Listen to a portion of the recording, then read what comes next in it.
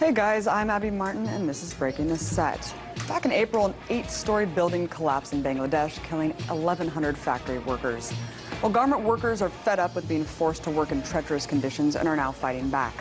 Growing demonstrations have resulted in a harsh response by police, using batons, rubber bullets, and tear gas to subdue the protesters. The workers are calling for a living wage of $100 a month, increased benefits, and safe working conditions. Keep in mind, currently, they're only making $38 a month. Hardly a living wage to feed one person, let alone an entire family. Sounds like a reasonable request, considering how the country is one of the largest clothing manufacturers and earns about $20 billion exporting items to the rest of the world. But it's not just about money. April's building collapse was just the latest in a string of incidents, like factory fires and other collapses that reveal the abysmal working climate for these employees. Although some clothing brands have tried to sign safety agreements and pledge money for safety inspectors, it's not enough. These people work tirelessly in sweatshops for slave wages and can't even guarantee that they'll make it home safely to their families at the end of the day. As of now, hundreds of factories have already been forced to close because of the mounting pressure.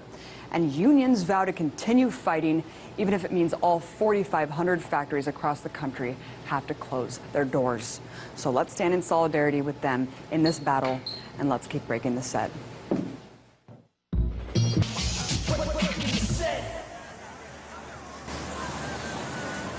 Last week, California Governor Jerry Brown passed a new law allowing gas companies to expand fracking across the San Joaquin Valley. And although many say the law has the strictest fracking regulations in the nation, environmental groups such as the Sierra Club say it doesn't go nearly far enough. This comes on the heels of Illinois' governor signing similar legislation that proposes regulations, but nonetheless invites gas companies to set up shop in the state. Despite countless studies outlining the detrimental effects of this practice, blue and red states alike are jumping at the chance to frack up a few more dollars. Clearly, the Democratic Party isn't willing to stand up to the oil and gas industry. So who is? Joining me now to discuss this controversial practice and what can be done is fracking activist Sharon Wilson. Thank you so much for coming in, Sharon. Thank you for having me. So Sharon, both the Halliburton executive and the governor of Colorado both drank fracking fluid to prove that it's not harmful. I mean, they didn't die. Doesn't this show that fracking's safe? No, we don't even know what they drank. But what we do know is that people all over the nation, they experience the same health impacts when fracking happens near them. Well, what are those health impacts? They could be as simple as headaches, sore throats, nasal irritation, a huge increase in nosebleeds, heart palpitations, neurological problems. Some of the chemicals we know cause kidney damage, liver damage. They use teratogens, endocrine disruptors. So it's endless, the chemicals that we know they use, and we're not sure about some of the chemicals. What are these chemicals exactly that they are pumping into the ground? Well, some of it is, some of what comes out of the ground and in some of the air pollution are the BTEX chemicals, benzene, toluene, ethylbenzene, and xylene. These are carcinogens, and toluene is a teratogen that harms the fetus. They can cause neurological damage, and so there's a whole host of chemicals. Well, that's what was so ridiculous about that stunt, that they drank this liquid in, saying that that wasn't harmful, but, it's a one-time thing. Try drinking it over the course of months and months like these people in these towns are that fracking's going on. But I think for those who may not understand what this practice is, can you briefly describe how it works and why it's so detrimental to the environment? You kind of outlined the human health effects, but... They drill down horizontally, and then they drill vertically out. They can drill a mile or more. And they use explosives to blast through the drill casing, the metal drill casing, and the cement, and then they pump a mixture of chemicals, sand, and water at very, very extremely high pressures so that it goes through those holes where they blasted, and it cracks up the shell and allows the gas to come down the drill pipe. And what does this do to the environment? Well, what we know happens is there are a lot of air pollution. People's water gets contaminated. To prove how it gets contaminated is very difficult and costly, and it's just regular people. So they can have, there are many, many pathways The pathways are air, water, and soil. You know, I think one thing that's really interesting that just was confirmed is that fracking leads to earthquakes. I mean, why do you think that this glaring, devastating consequence that could have on the environment in towns that have never seen earthquakes before, why is that so underreported in the media? Well, it is getting in the media some, and there is a great deal of concern, but industry has a huge amount of influence in this country, and so you know, they have influence over the media and they have influence over our government. Well, I guess that begs the question, you know, energy companies are so powerful, as you just said, that they have this extraordinary influence over the media, the political establishment. It seems like they're not going to stop until every drop of oil and every natural gas avenue is exploited and just gone from the earth. I mean, how can we really stand up to this huge, massive force? It does seem that way, and we need to have a lot more voices to join with us in this fight. And we need our elected officials, we need President Obama to listen to the voices of the people and not the industry influence and not the money all the money that's involved. Well, Sharon, you're fighting back. You're doing a lot of activism in your hometown. You're going across the country. That's why you're in D.C. to kind of raise attention to this issue. Let's talk about the report that you worked on. Identified a growing national pattern of absentee regulators when it comes to fracking. My question is, how does such a massive industry lack such government regulation? Well, there again, they have a huge influence. And in Texas, of course, our regulators are lapdogs. They're not watchdogs. And we all know this. But in this case, in our report, they actually evacuated because the air emissions were too dangerous for them to stay at the facility and do any testing. Yet they did not warn any of the residents who lived nearby. And as it turned out, they didn't even penalize the industry, the operator that caused the emissions. And what effects did it have on Karnes County, Texas, which is the community that the report studied? Well, we had a town hall meeting there on Monday night, and we found out that there are more people there who are having health impacts and very concerned than just the one family we tracked. And we dug through state records and found there have been over 30 complaints in Karnes County, and some of the people say that they can no longer go outside, they can't open their windows, they can't work in the garden. One complaint said that there was a mist that came through the air and caused irritation of the nasal passages, the eyes, a tightening in the chest, and heart palpitations. Really sad, because a lot of these people don't have the same voice, obviously wield the same influence as this massive industry does in the halls of Congress. Sharon, what are you here doing? How can people across the nation fight back against this? Today we met with, we had some residents from Dimmock, from Pavilion, Wyoming, and from Parker County, Texas. 3 times the EPA stepped in with an investigation, and they dropped those investigations and left the residents with contaminated water and no recourse. So they met with the EPA, and we're demanding that the EPA reopen their investigation. We delivered over 250,000 signatures to President Obama and the EPA. Well, hopefully they hear the voices of the people. Thank you so much, Sharon Wilson, fracking activist. Appreciate your time. Thank you very much. Earlier this month, the House voted to slash the federal food stamp program by $40 billion over the course of the next 10 years. 217 Republicans voted for the measure that would prevent 4 million people from accessing the vital nutritional program in 2014 alone. But don't worry, Republicans had fantastic reasons for taking away food from millions of people. You see, the abuse of food stamps has exploded over the last few years, and millions of slackers have latched onto that government teat and refused to let go. After all, we're talking about an insanely luxurious average benefit of $133 every month. As Representative Stephen Fincher so eloquently said while quoting the Bible, "The one who's unwilling to work shall not eat." You know what? He's right. At least in part. There has been an enormous surge in food assistance. According to the CBO, the cost of the nutritional program has quadrupled from $20 billion in 2000 to over $80 billion in 2013. But maybe that's because the bottom 50% of income earners in this country haven't even started to recover from one of the largest financial crises in history. In fact, 4 out of 5 U.S. adults struggle currently with joblessness and near poverty in today's bleak economy, according to the Associated Press. Now, of course, Stephen Fincher and his elephant cronies have the right to argue for unlimited government on principle, except for one small problem. Many of the same representatives that voted to dismantle food stamps have personally received massive farm subsidies from the nanny state they so often rally against. Take, for instance, Representative Marlin Stutzman. He got a hefty payout of $200,000 big government dollars for his farm over the last 15 years. What about Representative Vicki Hartzler? She owns a farm in Missouri and also voted for the impoverished food stamp bill. This flaming hypocrite received more than $800,000 in ag subsidies from 1995 to 2012. And in 2001, her farm received a whopping $135,000 from the federal government. But you know what? That's nothing compared to Christine Noem of South Dakota, whose farm was granted $3.4 million in subsidies between 1995 and 2012. Which brings us full circle to the biggest winner of all, Stephen Fincher himself, who also owns a family farm.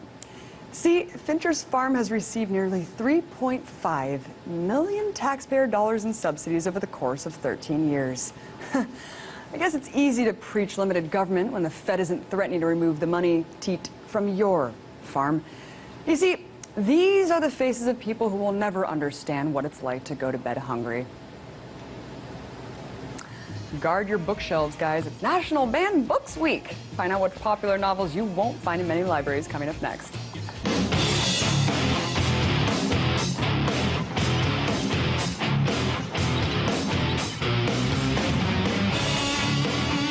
Remember our last president? You know, the folksy Southern charmer who everyone just wanted to have a beer with? In fact, the way he spoke was so dumbed down and quirky, a whole franchise of Bushisms emerged during his presidency. It was not always a given that the United States and America would have a close relationship. Families is where our nation finds hope, where wings take dream. And I know the speculation, but I'm the decider, and I decide what is best, and what's best is for Don Rumsfeld to remain as the Secretary of Defense. There's an old saying in Tennessee, I know it's in Texas, probably in Tennessee, that says, "Fool me once, shame on you." If fool me, we can't get fooled again. Yes, you can't get fooled again. Except in 2008, we were. See, at the height of anti-Bush sentiment, an eloquent young statesman and constitutional lawyer swept America off its feet. His name is Barack Obama, and his deliberate diction and extensive vocabulary won the hearts and minds of people desperate for change. So far, Obama's not only continued some of the worst policies of the Bush administration, but in many cases, he's exacerbated them. So what is it about Obama that elicits so much trust from the American people? Could it really just be the way he speaks? Joining me now to discuss is Chris Chambers, communications professor at Georgetown University. Thank you so much for coming on, Chris. Thank you. So you teach an entire class devoted to the study of rhetoric and persuasion. Yeah. How much of the way a politician speaks has to do with whether or not he'll be trusted? Oh, everything. I mean, you know, we're talking about a digital age now where you're talking about just pulses of information, pulses of content. Now, you do have long-form content out there on various platforms on the web, even TV. But, you know, that's something that we're kind of gravitating away from. That's dedicated to a certain audience, but the mass audience out there still wants to hear those pulses. And this president initially was very good at that, at mixing the pulses with the eloquence. Now things are kind of breaking down a little bit, and you know, then people kind of sit back and say, what is he saying? Because he's using more words to say less. He was using very powerful words to say less at first. Now he's using many more words, inappropriate metaphors, etc., thinking he has that old magic, and he really doesn't. Well, let's break down one of his most recent speeches to the UNGA. We deeply believe it is in our interests to see a Middle East and North Africa that is peaceful and prosperous. And we'll continue to promote democracy and human rights and open markets because we believe these practices achieve peace, and prosperity. Okay, so let's break down some of his speaking style here. He's using very deliberate words. His words are followed by these long pauses after he makes kind of that end punch. And he's also using a lot of firm hand gestures when he's speaking. I mean, what is he trying to do here with this? Well, he's trying to do two things. First of all, he's trying to convey this message almost interpersonally, like he's talking to somebody, but talking to them very forcefully, not trying to overpower them, but reaffirm, you know, basic norms and basic paradigms that everybody can get on board with. That's one. But the other thing he's trying to do is kind of shellac over, you know, the devil's in the details. So if he can bowl you over with the common threads and the common themes and have people nod along and say, yes, I get with that, they'll be a little less inclined to turn around and say, well, where's the bait and switch coming? And I think that that is something that he's had to struggle with over the last 6 years. Well, certainly people are seeing through his rhetoric now. I just find it so interesting, just the cadence of his words. It's kind of almost this hypnotic trance, all very monotone. We're going to bomb Syria. Do you agree? It's like, I feel like I'm being hypnotized. But you know, this is a guy, George Bush and he are alike in a lot of ways, believe it or not. I mean, at first, Barack Obama was not the best student out there, and he was out fooling around too back when he was Barry O, you know, just like W was in his Yale days. But you know, but they both actually kind of got things in gear and tried to achieve something, and they did.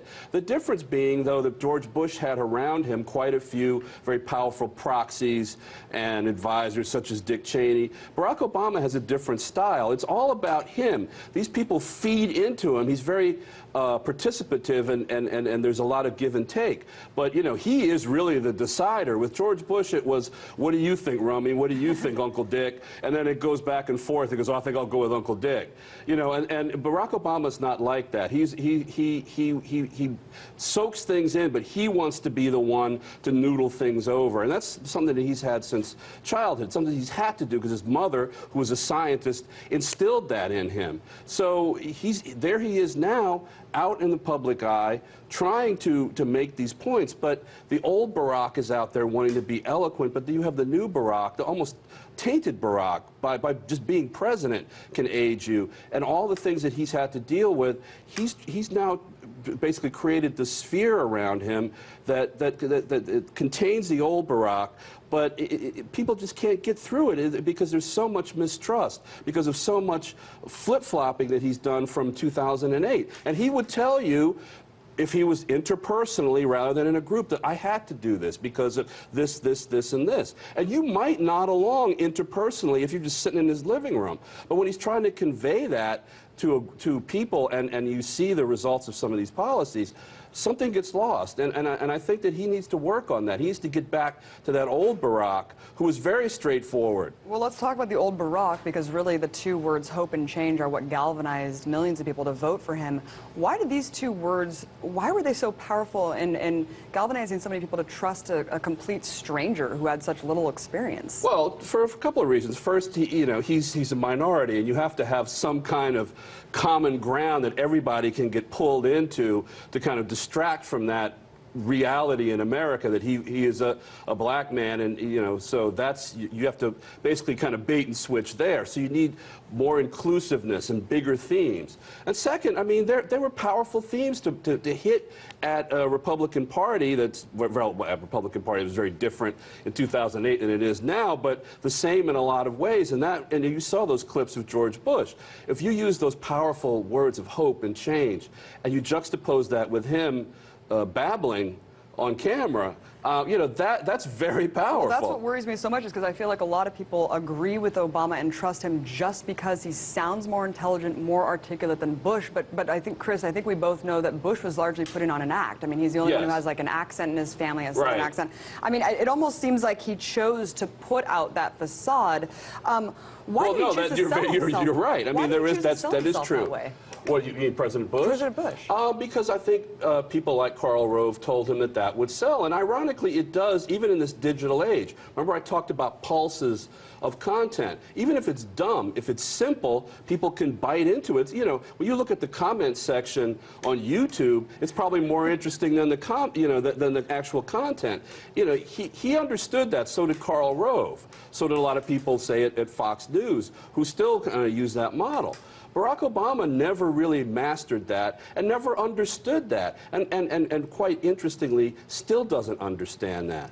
Because you do have that old, you know, my mother the scientist inculcating me with this kind of almost technocracy and dealing with the minutia. And you know, that's how he basically communicates. How dangerous is it, though, we have about a minute left, but to trust politicians based on literally nothing at all other than their speech? I mean, no actions that have been so detrimental to this country, just the way they talk. Well, clearly, you can't do that. I mean, you know, the history is rife, you know, from 1933 to 1945 in Japan and Germany, how dangerous that is, and Italy as well. You cannot do that. But, you know, he does have, there are people who follow him because of not only the eloquence, but the substance. And maybe, you know, it's a balancing act. There are people who loved the President Bush, that is, 2000, well, that was a kind of disputed election, 2000, 2004, who followed him not because of the way he spoke, but because of things that he stood for, and the things that his proxies and his allies were able to convey as well. It's very dangerous, but people are naturally going to be drawn to people with rhetorical skills. Hopefully his actions can somehow back up the words that he's been saying so empty for so long. Chris Chambers, Professor of Communications at Georgetown University, appreciate your time.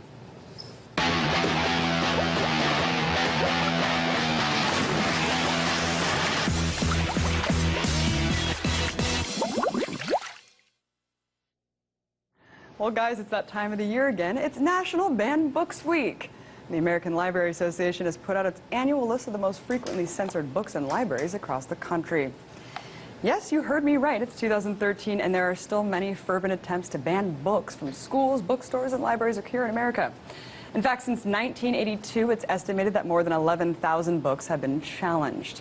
Hilariously, this includes the banning of Ray Bradbury's Fahrenheit 451, a book whose premise centers entirely on book banning. Here's a clip from its film adaptation. We burn them to ashes and then burn the ashes. That's our official motto. You don't like books, then? Do you like the rain? Yes, I adore it. Books are just so much rubbish. They have no interest. Then why do some people still read them, although it's so dangerous? Precisely because it is forbidden. Why is it forbidden? Why is it forbidden? Good question. Believe it or not, hundreds of books have been pulled from shelves and outright forbidden in U.S. libraries, either for graphic language or uncomfortable subject matter. Keep in mind, many of these so-called taboo reads have come to shape and define American culture. Case in point, Mark Twain's The Adventures of Huckleberry Finn.